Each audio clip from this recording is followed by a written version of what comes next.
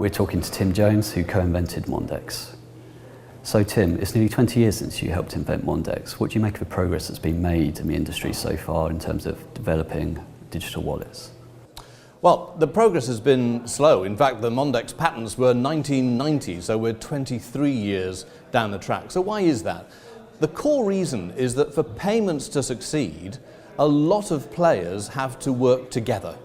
There's the bank that's the bank of the consumer. There's the bank that's the bank of the merchant. There's the payment association. It might be Visa, MasterCard, American Express. Then there's the merchant. And certainly if we're talking digital mobile payments, we've then got the whole of the mobile phone industry, mobile network operators, handset manufacturers. And the more we're talking about the internet, we've got the big leviathans of the internet economy, Apple, Google, Microsoft. Now, all of these corporations have their own agendas, but for a payment to work, soup to nuts, they've all got to learn to work together. They've struggled to learn to work together, and that's why things haven't been as fast as they could have been. So how do you propose that we solve this? How do we get a functioning digital wallet? So I think the core thing is that they need to be coaxed into recognizing that if they all take a little bit of risk with each other, then they can create a quantity of economic growth from which they will all benefit. And they've seen it work, so they kind of know it can. And so the notion of app stores is a great example, where you create a framework and you say then to everybody, come and write and put your app into our app store, and then here are the rules for how much of the economic upside you keep, and here are the rules about how much we keep, and you either like those rules or you don't. So there's a framework within which things can happen. For payments, I think there are two groups that have a critical role to play. The payment associations, in a sense, representing all of the banks, and the mobile network operators representing all of the telcos through the contracts they have with their customers. And they need to learn to kind of work together and to kind of move away from technically obvious and relatively straightforward trials where one payment association might work with one network operator. That's easy. That's not what consumers want.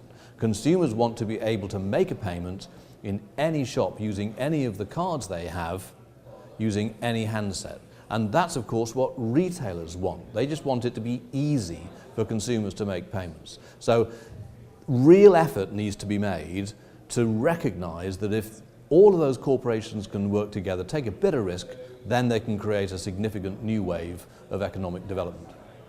One much hyped area is NFC, contactless payments, but this has yet to really take off, particularly in terms of mobile.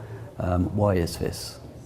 With NFC, you've got almost a perfect storm of everybody needing to work together.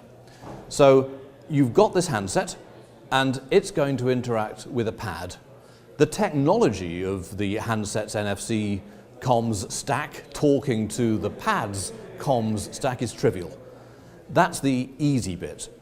The tough bit is who is allowed to put their applications on both devices. So traditionally, when you're making a payment, you choose which payment instrument you want, and the merchant then chooses which payment instrument they accept. When you've got a consumer using a mobile phone to a pad, you have to have a set of rules as to how the applications are selected from a choice on this side and a choice on that side. It's not that difficult to conceive of the different ways you might solve that. Again, that's not the problem. The problem is gaining agreement.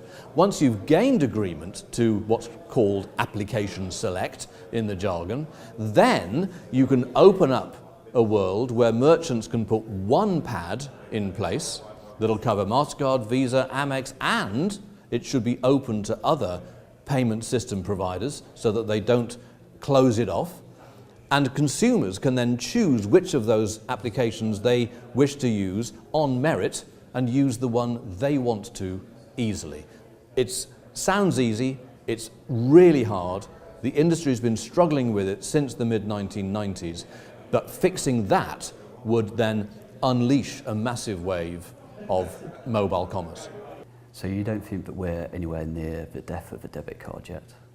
Well, we are a long, long way from the death of the plastic card, but we don't have to be very far from an explosion of mobile commerce. One of the bad things is it's taken from the mid-90s till now to kind of not get very far. But one of the good things is that everybody knows that, and you don't succeed by doing the same old mistake again. And so really the industry's got to kind of stop now and say, okay, we've got to fix application select in the payment environment, otherwise how on earth are we going to get this explosion of activity that's in our consumers' interests, in our merchant customers' interests, and will build the mobile world? Let's sit down and fix it.